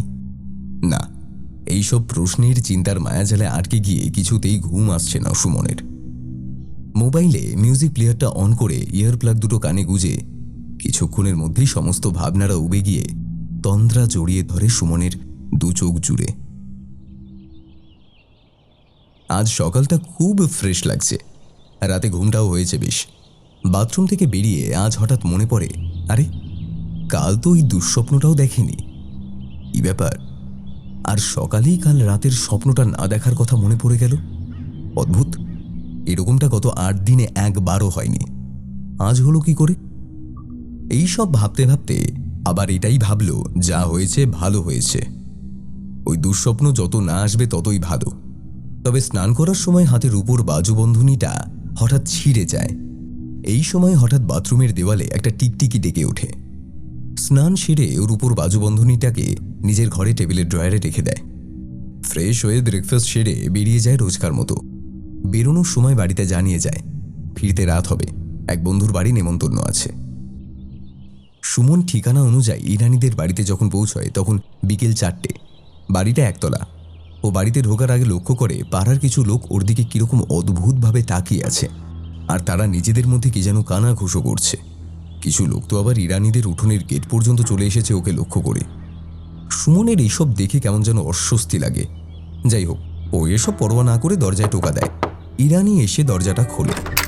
এসে গেছো? এসো, ভেতরে এসো। চিনতে অসুবিধা হয়নি তো? না না, তুমি তো ঠিকানা বলেই দিয়েছিলে। আর ওই মোড়ের মাথার দোকানটায় তোমার বাবার নাম জিজ্ঞাসা করতে দেখিয়ে দিল। তবে যেন উনি প্রথমে কেমনভাবে যেন আমার দিকে তাকালেন, তারপর জিজ্ঞাসা করলেন যে এই বাড়িতে আমার কিসের দরকার। ভাবো তো, কিসের দরকার, কেন দরকার, আমি ওকে কেন বলতে যাব? আর যেন পাড়ার লোকগুলো কেমনভাবে যেন আমাকে দেখছিল। ওসব লোকের কথা ছাড়ো, তুমি ভিতরে এসো, মা ঘরেই আছে। ঘরের ভিতরে খাটের উপর ইরানির মা শুয়েছিলেন। সুমনকে দেখে ওঠার চেষ্টা করলেন, কিন্তু পারলেন না। ইরানি, কাকিমা তো খুবই অসুস্থ দেখছি। তুমি তো আমাকে সেইভাবে কখনো বলোনি। সুমনের মুখের কথা শেষ হতেই প্রৌঢ়া একটু কাপা কাপা গলায় বললেন, হ্যাঁ বাবা, তাই তো মেয়েটার সদ্গতি করতে চাই খুব তাড়াতাড়ি। আমি আজ আছি, কাল নেই। সুমন প্রৌঢ়ার কাছে গিয়ে বিছানার পাশে থাকা চেয়ারটায় বসল। আপনার কিচ্ছু হবে না কাকিমা, আপনি ঠিক হয়ে যাবেন। প্রৌঢ়া সুমনের 2 হাত ধরে বললেন, বাবা, আমার তোমাকে খুব পছন্দ হয়েছে। তুমি আমার মেয়েকে উদ্ধার করো। আমি চলে গেলে ওকে কে দেখবে? তাই এই সপ্তাহের মধ্যেই বিয়েটা। এইভাবে বলবেন না কাকিমা, আসলে আমার বাড়িতে এখনো কিছু বলা হয়নি, আর এত তাড়াতাড়ি। সুমন কথাটা শেষ হতে না হতেই ইরানি সুমনের কাছে এসে বসে। আচ্ছা সুমন, যদি তোমার আর আমার সম্পর্কটা তোমার বাড়ির লোক মেনে না নেয় তখন? মুখ চেপে ধরে সুমন ইরানির। সুমন যেন এবার একটু সাহস পাচ্ছে। না, এবার তো বাড়িতে জানাতেই হবে। কখনো না, আমার বাড়ির লোক তেমন না, ঠিক মেনে নেবে। তবে যদি না মানে আমি তোমাকে নিয়ে পালিয়ে যাব, আমি বাড়ি ছেড়ে বেরিয়ে আসবো। আচ্ছা সুমন, তোমার বাড়িতে বলো আগে, যদি ওনারা মানে বা নাও মানে আমরা বিয়েটা করব, কিন্তু ওই কালনা সিদ্ধেশ্বরী মন্দিরে। কি আর কোনো জায়গা নেই? সে কালনাতেই? হ্যাঁ সুমন, আমি সেদিনই প্রতিজ্ঞা করে এসেছিলাম। বাবা, এর মধ্যে তুমি প্রতিজ্ঞাও করে ফেলেছো? সত্যি? আর কি, ইরানি যখন প্রতিজ্ঞা করেই ফেলেছে তাহলে ওর কথা তো রাখতেই হবে। কিছুক্ষণ সময় কাটিয়ে ইরানির মাকে ভালো ডাক্তার দেখানোর পরামর্শ ও আশ্বাস দিয়ে যখন বেরোতে যাবে, ইরানি সুমনের হাতে ধরিয়ে দিল হলুদ কভারে মোড়া ডায়েরিটা। নাও, তোমার সব প্রশ্নের উত্তর এতে আছে। আসার সময় সুমন ইরানিকে আর একটা কথা জানিয়ে আসে। গতরাতে সেই দুঃস্বপ্নটা ও আর দেখেনি। ইরানি একটু হেসে বলে, ও আচ্ছা, তাই নাকি? যাক, ভালোই তো তাহলে। রাত 9টা নাগাদ বাড়ি ফিরে এসে ফ্রেশ হয়ে ব্যাগ থেকে ডায়েরিটা বার করে খাটে গিয়ে বসল সুমন। পাতা উল্টে পড়তে গিয়ে দেখল আগের এই কথাগুলো ও ইরানির কাছে শুনেছে। লাল কালির ফাউন্টেন পেনে বিশাল চিঠির মতো করে অনেকগুলো পৃষ্ঠা জুড়ে লেখা। দুটো পৃষ্ঠা উল্টে দেখল লেখা আছে, সেদিন গঙ্গার ঘাটে অন্নদাকে দেখেই মনে ধরে যায় কুমার রাজেন্দ্রর। যে করেই হোক ওই ষোড়শীকে পেতেই হবে। বন্ধু কৈলাসকে গিয়ে সব কথা বলে। এভাবে প্রায় 2 দিন গঙ্গার ঘাটে ওই একই সময় লুকিয়ে লুকিয়ে অন্নদার স্নান দেখে কুমার। একদিন হঠাৎ গঙ্গার ঘাটে পথ আটকিয়ে দাঁড়ায়। অন্নদা কুমার রাজেন্দ্রকে দেখে অপ্রস্তুতে পড়ে যায় ও কিছুটা ভয়ও পায়। কুমার প্রথম প্রশ্ন করে, নাম কি তোমার? চোখ না তুলে মুখ নিচু করে লাজুক কণ্ঠে অন্নদা উত্তর দেয়, অন্নদা। কোন বাড়ির মেয়ে তুমি? মণ্ডল পাড়ার নিবারণ মণ্ডলের মেয়ে। পদবিটা শুনে মনে খানিকটা ধাক্কা লাগলেও সামলে নিয়ে বলে, আচ্ছা, তা বেশ। কারণ তখন কুমারের মনে ভালোবাসার ঝড় উঠে গেছে। অন্নদাকে কাছে পাওয়ার জন্য মরিয়া হয়ে উঠেছে।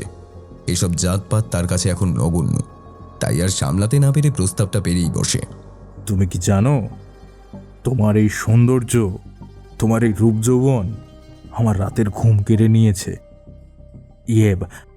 আমি তোমাকে ভালোবেসে ফেলেছি। কুমার রাজেন্দ্রর কথা শুনে অন্নদা ঠকঠক করে ভয়ে কাঁপতে থাকে। কুমার এসব কি বলছে, কাকে বলছে? একটু সাহস করেই মুখ খোলে অন্নদা। কি বলছেন ছোটবাবু? আমি ঠিকই বলছি। মাফ করবেন ছোটবাবু, এ হয় না। আমরা যে নিচু জাত। আপনি আপনি এখান থেকে চলে যান। কেউ দেখে ফেললে সর্বনাশ হয়ে যাবে। পথ ছাড়ুন ছোটবাবু, আপনি আমাকে যেতে দিন। রাজেন্দ্র সেদিন অন্নদাকে ছুঁতে গিয়েও ছুঁতে পারে না। পাশ কাটিয়ে চলে যায় অন্নদা। কিন্তু কুমার হেরে যাওয়ার পাত্র নয়। একবার চোখ যখন পড়েছে, যে করেই হোক ওই ষোড়শীকে জয় করবেই। কৈলাসের সাথে সলা পরামর্শ করে নানাভাবে ভুলিয়ে কোনো ক্রমে অন্নদার মন জয় করে। জমিদার বীরেন্দ্র প্রতাপ সিংহ রয় থেকে শুরু করে গোটা জমিদার বাড়ি কুমারের এই প্রস্তাবে ঘোর আপত্তি জানায়। তবুও বাড়ির অমতে বংশ পরিবারের সম্মানের কথা না ভেবে গোপনে কালনার অম্বিকা সিদ্ধেশ্বরী মায়ের মন্দিরে গিয়ে বিয়ে করে। বিয়ের পর সেই রাতেই অন্নদাকে নিয়ে তোলে সিংহরায় জমিদারদের ওই বাগান বাড়িতে। ও ভাবতে থাকে ইরানি কিভাবে এত কথা জানল, এরপর কি হলো। এই কৌতূহল নিয়ে ওপরের পাতা উল্টে দেখল লেখা আছে, বিয়ের কয়েকদিন একসাথে থাকার পর অন্নদা রাজেন্দ্র প্রতাপের মধ্যে একটু অন্যরকম ব্যাপার লক্ষ্য করে। আগে যেমন তাকে চোখে হারাতো, নিজের কাজছাড়া করতে চাইতো না, কিছুদিনের মধ্যে সেই ব্যাপারটা আস্তে আস্তে কমতে শুরু করে। এখন বেশ কয়েকদিন অন্নদার কাছে আসে না। বেশ কয়েকদিন পর এ বাড়িতে আসলেও সেরকম খোঁজ খবর ঠিক করে নেয় না। বাড়ির অমতে বিয়ে করেছে বলে কি কোনো অশান্তি হচ্ছে এই নিয়ে? আর তাই তো, কোথায় জমিদার বংশ আর কোথায় দরিদ্র নিচু জাত, মেলে না কখনো। কিন্তু তাতে কি, এখন তো অন্নদা রাজবধূ, হিসেব মতো এখন জমিদার বংশের ছোট রাজরানী। এইসব নানা কথা ভাবতে থাকে অন্নদা।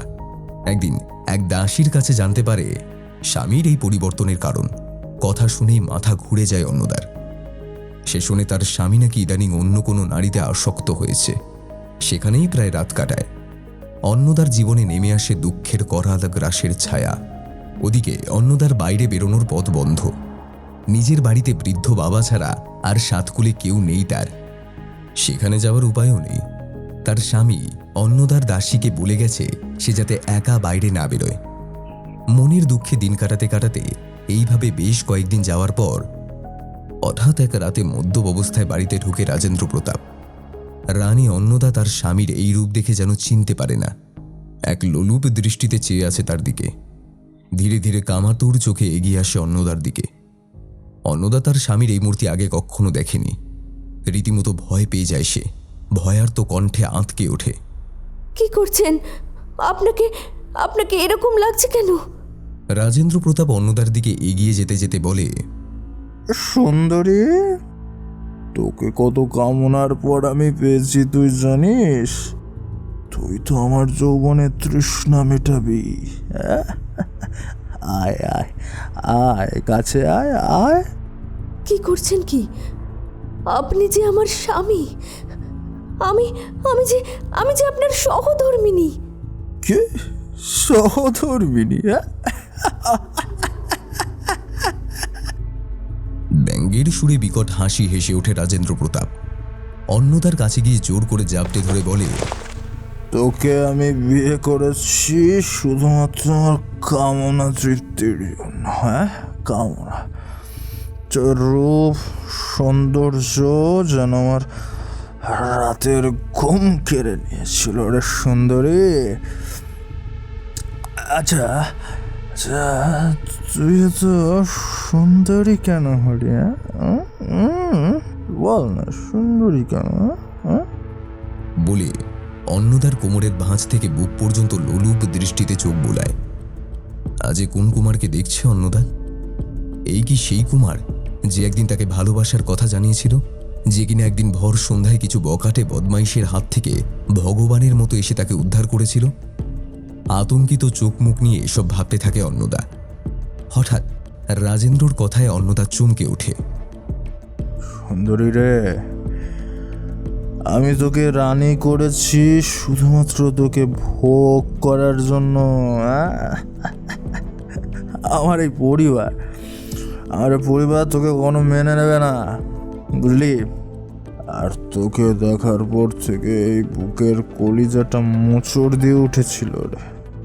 তাই তো আমি তোকে সব সময়ের জন্য কাছে পাওয়ার ব্যবস্থা করেছি।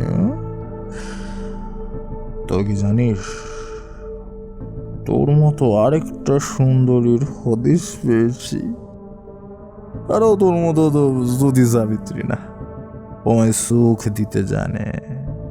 তোকেও যে এবার ওরকম হতে হবে, তৈরি হতে হবে সুন্দরী। লেখাটার মধ্যে পুরো ডুবে গেছিল সুমন। হঠাৎ রাস্তায় একটা কুকুরের ডাকে সম্বিত ফেরে সুমনের। চমকে ওঠে সুমন। কিন্তু এত ঘটনা এত ডিপলি কি করে জানলো, কিভাবে? মনে ভাবতে ভাবতে ফোনটা হাতে নিয়ে ইরানির নাম্বারটা ডায়াল করে। একটা দীর্ঘ নিঃশ্বাস ফেলে ফোনে ডিসপ্লের দিকে তাকিয়ে দেখে রাত 10:20। কিন্তু এখনো সুইচ অফ। ঘুমিয়ে পড়লো নাকি? এত তাড়াতাড়ি তো ঘুমোয় না। নাকি ফোনে চার্জ নেই? কিন্তু এত ঘটনা এত ডিপলি কি করে জানলো, কিভাবে? পাতা উল্টাতেই লেখাটা পড়ে অবাক হয়ে যায় সুমন। কি ভাবছো যে এত কথা আমি ডিটেলে জানলাম কিভাবে? বলবো, সবটা বলবো। তোমার মনের সব প্রশ্নের উত্তর এখানে লেখা আছে। দুটো লাইন বাদ দিয়ে আবার সেই কাহিনী শুরু হয়। অন্নদার জীবন শারীরিক ও মানসিকভাবে দুর্বিষহ হয়ে উঠতে থাকে রাজেন্দ্র প্রতাপের অত্যাচারে। বলা হয় তাকে নাচতে, কারণ রাজেন্দ্র প্রতাপ নারী, বাইজি নাচ, সুরাপান ছাড়া আর কিছুই জানে না তখন আর। জমিদার বীরেন্দ্র প্রতাপ অর্থাৎ অন্নদার শ্বশুরমশাই যে তাকে ত্যায্যপুত্র করেছেন, সেই কথা অন্নদার কানে পৌঁছতে বাকি থাকে না। শাশুড়ি মায়ের অনেক অনুরোধে শুধু এই বাগান বাড়ি আর তার পাশের জমিটুকু পেয়েছে। কিন্তু এই কুলাঙ্গার ছেলে জমিটাও বিক্রি করে ফেলেছে এই আসক্তির টানে। বাড়িতে রীতিমতো বাইজি আনিয়ে অন্নদাকে নাচের তালিম দেওয়ায় রাজেন্দ্র প্রতাপ। প্রবল অনিচ্ছা থাকা সত্ত্বেও তাকে নাচ শিখতে রীতিমতো বাধ্য করা হয়। একদিন সন্ধ্যাবেলা রাজেন্দ্র প্রতাপ তার বন্ধুদের নিয়ে আসে এই বাগান বাড়িতে। আসর বসে, সুরা, গড়গড়া ইত্যাদি নেশায় বুঁদ হয়ে রয়েছে সবাই। বন্ধুদের সামনে নিজেই নেশাতুর গলায় ডাক পারে রাজেন্দ্র প্রতাপ। কোথায় গেলে আমার অন্নদা ভাই? এই আজ তোমার এই নতুন খদ্দেরদের একটু নাচ দেখাও। কথাটা এসে তীরের ফলা যেন কানে বিঁধে যায় অন্নদার। কান চেপে ধরে অন্নদা। পরনে তার জরির জমকালো শাড়ি, চোখে মুখে রং, খোপায় জুঁই ফুলের মালা। বুকটা ফেটে যাচ্ছে কান্নায়। না, পারবে না যেতে সবার সামনে। পাছে ভয়ে বুক ডুকরে ওঠে স্বামীর করানো শর্তের কথা মনে করে। এখন থেকে স্বামী যা বলবে তা না শুনলে তার গরিব বাবার দেহ কুচি কুচি করে কেটে গঙ্গায় ভাসিয়ে দেওয়া হবে। এক রাশ কষ্ট, অনেক দুঃখ, ভয়, চাপা কান্না নিয়ে পা বাড়ায় অন্নদা। ঘুঙুরের তালে তালে কোমর দুলিয়ে নেচে ওঠে স্বামী সহ পরপুরুষদের মন। এভাবে প্রায়ই বাগানবাড়িতে অন্নদার পায়ে বেজে উঠত ঘুঙুরের ঝুমঝুম শব্দ। ঘুঙুরও যেন তার মনের দুঃখে তার সাথে কেঁদে চলেছে। তার নারীত্বের এই অপমান সহ্য করতে না পেরে একদিন অন্নদা চোখে জল নিয়ে স্বামীর কাছে প্রায় মিনতি প্রার্থনা করে। আমায় ক্ষমা করুন আপনি, দোহাই আপনাকে, আমায় ছেড়ে দিন। এই লজ্জা আমি আর নিতে পারছি না। আপনি আমার স্বামী, কিন্তু ওনারা, আমি আর পারছি না বিশ্বাস করতে। আমার কি দোষ, আমার কি দোষ? তোর দোষ তো শুধু একটাই, তুই যে বড্ড সুন্দরী, তাই তো তোর ওই রূপ সবাইকে আকর্ষিত করে। তুই যে ফুলের টাটকা মধু,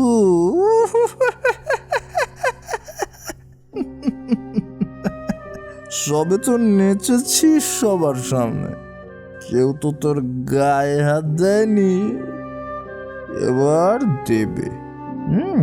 দেবে। শুধু তো আমি দেখেছি, কিন্তু তোর মাকড়ের মতো নরম শরীরটা ওরা তো দেখেনি। লজ্জায় শাড়ির আঁচল মুখে চেপে দূরে সরে যায় সিংহরায় পরিবারের ছোট রানী, যার কিনা রানী হওয়ার কথা। আজ তার কি অবস্থা! এর থেকে তো মরে যাওয়া ভালো। কিন্তু গ্রামে বাবার কথা মনে করে কান্নায় ভেঙে পড়ে অন্নদা। এ বাড়িতে আসার পর থেকে বাবার সাথে আর দেখাও হয়নি। না জানি কেমন আছে। কি কুক্ষণে যে বিয়ের প্রস্তাবে রাজি হয়েছিল, ছলনা করে এই বিয়ে করেছে রাজেন্দ্র প্রতাপ। এই সবই কি তার ভাগ্যে লেখা ছিল?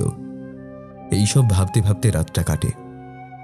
পরের দিন কিন্তু অন্নদা আর সাজে না, নিজেকে আর এইভাবে বিলিয়ে দিতে পারছে নাও। এদিকে নেশাতুর চোখে সবাই তার পথ চেয়ে বসে আছে। সামনের নাচঘরে সবাই অন্নদার খোঁজ করলে স্বামী রাজেন্দ্র প্রতাপ কয়েকবার ডেকেও অন্নদার সাড়া না পেয়ে ভিতরের ঘর থেকে হিড় হিড় করে টানতে টানতে সবার সামনে এনে ফেলে। বাকিদের মধ্যে কেউ কেউ বলে ওঠে, আজ সাজনি কেন অন্নদাবাই? তবে না সেজে কিন্তু খাসা লাগছে। আহা, কি রূপ যৌবন, যেন উতলে উঠছে। অন্নদা মাটিতে পড়েই হাত জোর করে মিনতি করতে থাকে সবাইকে। দোহাই আপনাদের, আমি বাইজি নই, আমি খারাপ মেয়ে মানুষ নই, আমি খুব গরিব ঘরের মেয়ে। ওনার কথায় আমি আজ এই বাড়ির বউ। আমি পারবো না নাচতে, ক্ষমা করুন আপনারা, ক্ষমা করুন। অন্নদার কাতর প্রার্থনা কারোর কানেই যেন পৌঁছয় না। অন্নদার স্বামী ওদিকে সুরাপান ও অন্য এক নারীকে নিয়ে আমোদে মত্ত। ইতিমধ্যেই এই পুরুষ শাসিত সমাজের পাশবিক হিংস্র অমানুষগুলো পশুর মতো ঝাঁপিয়ে পড়ে অন্নদার উপর। নিজেকে বাঁচাবার জন্য শেষবারের মতো প্রচণ্ডভাবে শত চিৎকার করলেও তার কষ্ট কান্নার শব্দ একবারের জন্য যেন পৌঁছল না রাজেন্দ্রর কানে। তার হাত পা দুটোকে কেউ চেপে ধরে, কেউ বা তার লজ্জার আবরণ শাড়ির আঁচল সরিয়ে একে একে সবাই মিলে শকুনের মতো যেন ছিঁড়ে খায়। যে যার নিজের ইচ্ছে মতো করে উপভোগ করতে থাকে অন্নদার ওই স্নিগ্ধ দেহটাকে। জীবনের সব আশা আকাঙ্ক্ষা ভালোবাসা আনন্দ সব শেষ। কিছুক্ষণ পর সব চুপ। আর কোনো দুঃখ কষ্ট আর্তনাদ কান্না কোনো শব্দই আসে না দেহটা থেকে। পরনের শাড়িটি আলু থালু হয়ে ছড়িয়ে রয়েছে, আর নিস্তেজে দেহটা পড়ে রয়েছে মেঝেতে। শুধু খোলা চোখ দুটোতে যেন সমস্ত কষ্ট বেদনা কান্না লজ্জা অপমান সবটা একসাথে মিশে রয়েছে। একটানা লেখাটা শেষ হলে কিছুটা লাইন বাদ দিয়ে আবার নিচে লেখা রয়েছে, কতটা কষ্ট পেয়ে, কতটা লজ্জা নিয়ে, সম্মান খুইয়ে, কতটা নৃশংসভাবে শুধুমাত্র ওই ছোট লোকটার জন্য প্রাণ হারাতে হয় সিংহরায় বাড়ির ছোট বৌরানীকে। কি এবার ভাবছো নিশ্চয়ই আমি কি করে এত বছর আগের এই ঘটনা এত ডিটেলে জানলাম? আমি সবটা জানতে পারি কলেজে পড়ার সময়। আমাদের হিস্ট্রি ডিপার্টমেন্টের ম্যাম আমাদের এই ঘটনাটা বলেছিলেন। তার ওই গুপ্তিপাড়ার সিংহরায় বাড়ির সাথে কীরকম একটা যোগাযোগ আছে, হয়তো সেখান থেকেই কোনোভাবে জেনেছেন। এই ঘটনা কিন্তু অনেকেই জানেন, আর আজ তুমি জানলে। আর সেদিন আমি ওভাবে সেজেছিলাম শুধুমাত্র তোমাকে ভয় দেখানোর জন্য। দেখলাম কতটা ভীত তুমি। নাও, তোমাকে তোমার সব প্রশ্নের উত্তর দিয়ে দিলাম। লেখাটা পড়ে নিজেকে স্থির রাখতে পারছে না সুমন। জমিদার সিংহরায় নাম দুটো এখনো মনে করতে পারছে না। তাই শুনেছিল। আচ্ছা, ওই নামগুলো কি বাড়িতে শুনেছিল? আর বাড়িতে ইরানির ব্যাপারটাও বলতে হবে। আচ্ছা, বাবা মা রাজি হবে তো? এইসব ভাবতে ভাবতে রাতে কিছুতেই ঘুম আসে না সুমনের। না না না না না না। পরদিন সকালে বিছানায় হঠাৎ ধর্মড়িয়ে উঠে বসে সুমন। ভোরের দিকে চোখটা একটু লেগে এসেছিল। মায়ের ডাকে ঘুম ভাঙে। মনে মনে ভাবে ওটা স্বপ্ন ছিল। কিন্তু কি সব দেখছে কদিন ধরেও। কি রে সুমন, কি হলো? কি হয়েছে বাবা? না মা, তেমন কিছু না। সকাল সকাল এসব স্বপ্ন দেখে মনটা একটু খারাপই হয়ে যায়। চোখ ডলতে ডলতে মোবাইলটা দেখে। ইরানির 4টে মিসড কল ঢুকেছে। ফোনটা সাইলেন্ট ছিল বলে শুনতে পাইনি। মনে মনে ভাবে এক্ষুনি মাকে ইরানির কথা বললে কেমন হয়। তার আগে ইরানির মুখে শোনা ওই গুপ্তিপাড়ার কথাটা একবার জিজ্ঞেস করা দরকার। ওর মনে হচ্ছিল এই বাড়িতেই শুনেছে নামগুলো। আচ্ছা মা, ওই গুপ্তিপাড়ায় কোনো জমিদার বাড়ি? কি? ওই বাড়ির কথা সাত সকালে তোর মুখে? যে বাড়ির সাথে দীর্ঘদিন ধরে কোনো সম্পর্ক নেই আমাদের, সেই বাড়ির নাম? কেন, হয়েছেটা কি বলতো? না মানে তুমি এত রেগে গেলে? তুই অনেক কিছুই জানিস না। ওই বাড়ির উপর একটা অভিশাপ রয়ে গেছে, তোর বাবার মুখে শুনেছি। ওই বাড়ির প্রত্যেকটা ছেলে 20 থেকে 30 বয়সের মধ্যে পর পর নিখোঁজ হয়ে এসেছে। জানি না ওই পাপের কবে নিষ্কৃতি ঘটবে। তুই ওই বাড়ির নাম মুখেও আনবি না। এতদিনে মনে পড়ে সুমনের নামগুলো। আরে, গুপ্তিপাড়ার সিংহরায় জমিদার বাড়ি তো ওদেরই বাড়ি। দীর্ঘদিন ধরে ওই বাড়ির সাথে কোনো সম্পর্ক নেই। ওই বাড়ির বাকি সদস্যরা আদৌ বেঁচে আছে না মারা গেছে তাও ঠিকঠাকভাবে জানা নেই। তবে কোন কারণে ওদের সাথে সম্পর্কের ছেদ তা কোনোদিনই জানানো হয়নি সুমনকে। ছোটবেলায় কয়েকবার শুনেছিল ওদের দেশের বাড়ি গুপ্তিপাড়া, ওদের পূর্বপুরুষেরা ছিল জমিদার, ব্যাস এইটুকুই। আর ও নিজেও কোনোদিন জানার আগ্রহ দেখায়নি। ছোট থেকেই এই মফস্বলে বেড়ে ওঠা ওর।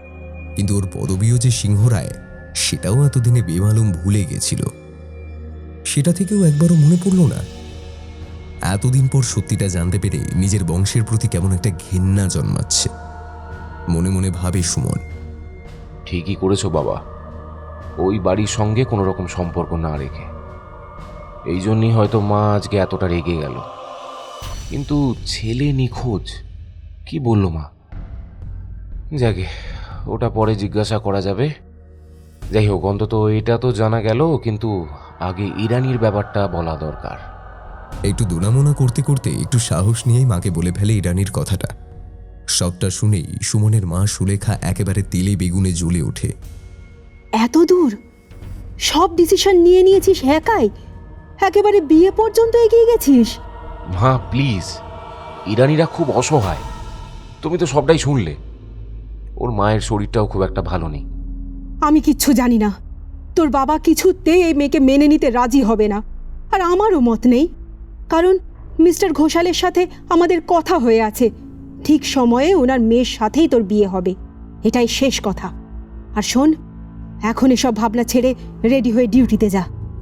সেদিন সুমন স্কুলে যায় না। বাড়িতে বাবা মার সাথে এ নিয়ে বেশ অশান্তি হয়। মনে মনে ভাবে তাহলে ইরানির কথাটা সত্যি হলো। স্থির করে নেয় বাড়িতে যখন মেনেই নেবে না, নিজের কথাতেই অনড় থাকবে। আর ও ইরানিকে ছাড়া কোনো মতেই থাকতে পারবে না তখন। এক মুহূর্ত এ বাড়িতে না, আজই বিয়ে করবে ইরানিকে। বিকেলের মধ্যেই ইরানির সাথে কথা বলে সবটা ঠিক করে নিয়েছে। ইরানির কথা মতো কালনার সিদ্ধেশ্বরী মায়ের মন্দিরেই ওরা 4 হাত এক করবে। বন্ধু রাকেশকে ফোন করে সবটা বলে রাখে সুমন। ঠিক টাইমে রাকেশ আর সুমন রওনা হয়।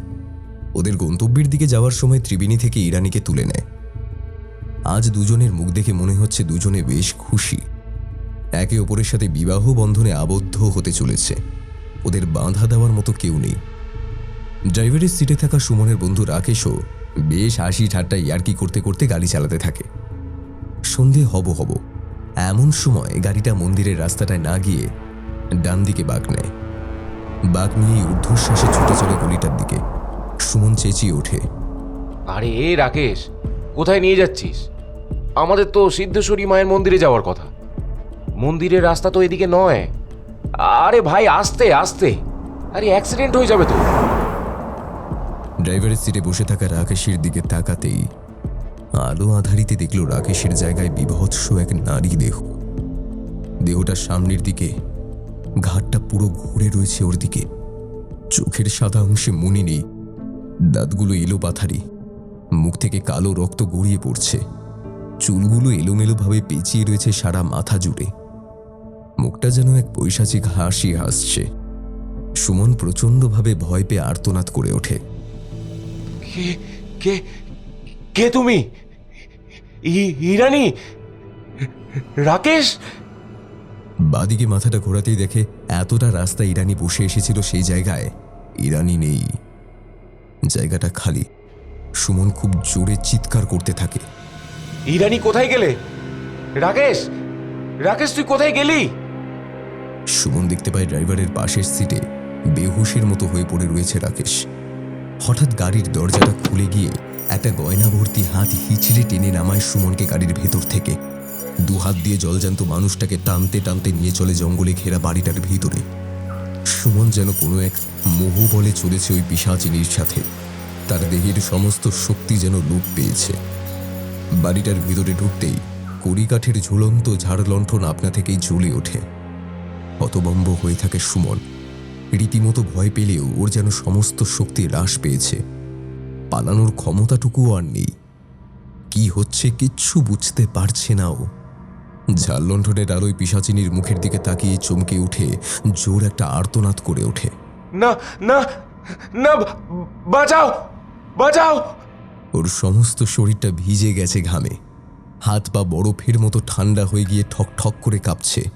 ও দেখতে পায় যে পিশাচিনী তাদের সামনে দাঁড়িয়ে আছে, পরনে ইরানির বিয়ের লাল বেনারসি, হাতে গয়না, পায় ঘুঙুর।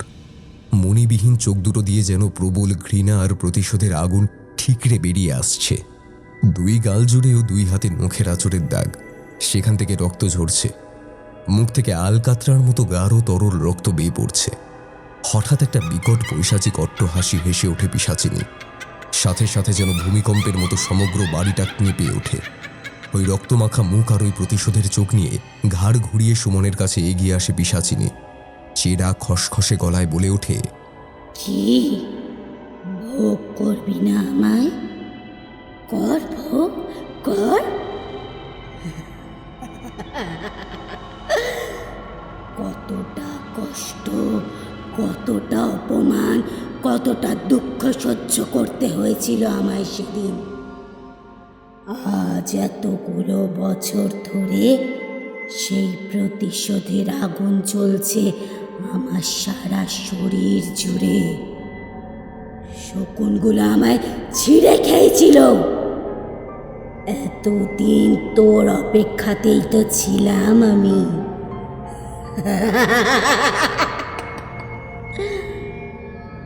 ওই সিংহরায় বাড়ির কয়েকটাকে খেয়েছি। সব কটাকে শেষ না করতে পারলে আমার শান্তি নেই। আর তুই তো হলি ওই শয়তানের বংশেরই ছেলে।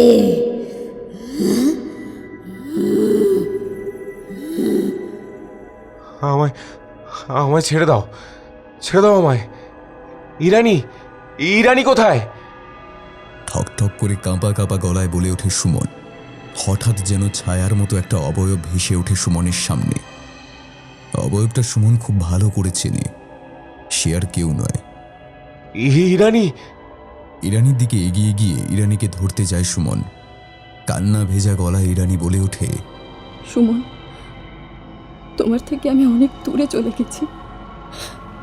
আমাকে তুমি আর ছুঁতে পারবে না।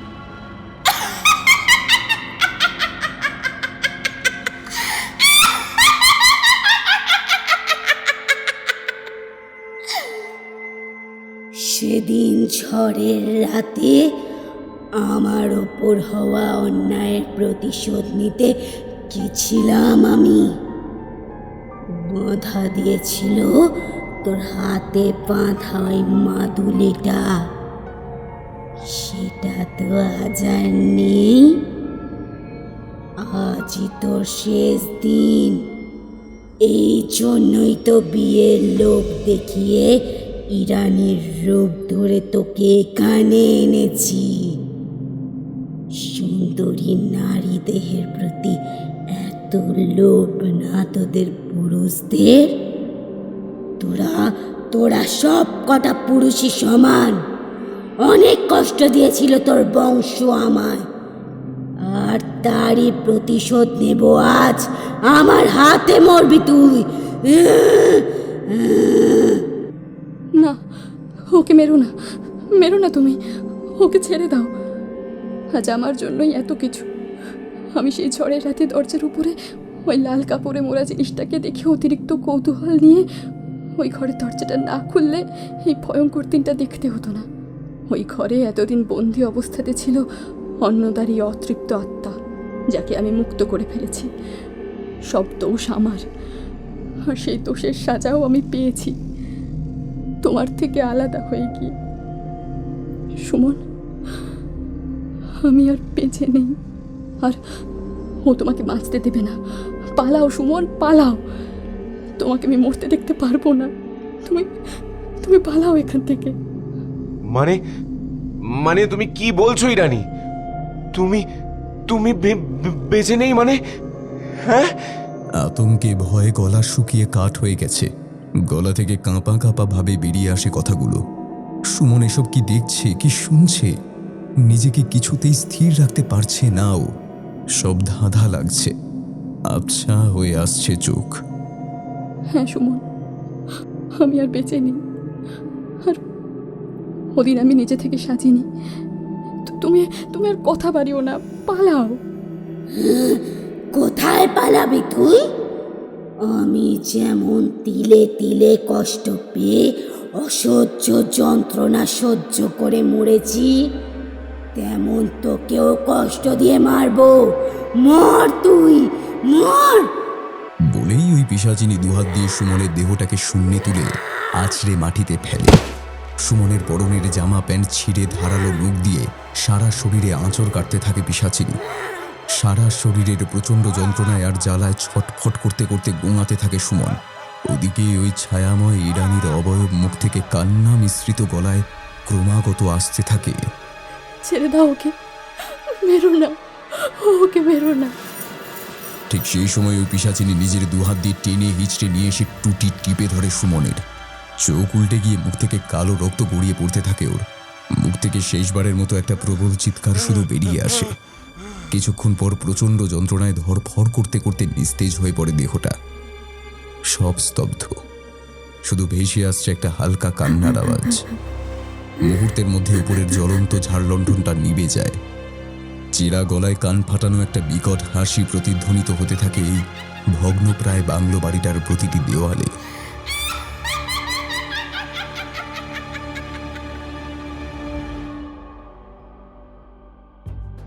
এতক্ষণ তোমরা শুনলে রানী কাহিনী, রচনা প্রীতম দে। গল্পটি যদি ভালো লেগে থাকে ভিডিওটিকে অবশ্যই একটি লাইক করে দিও।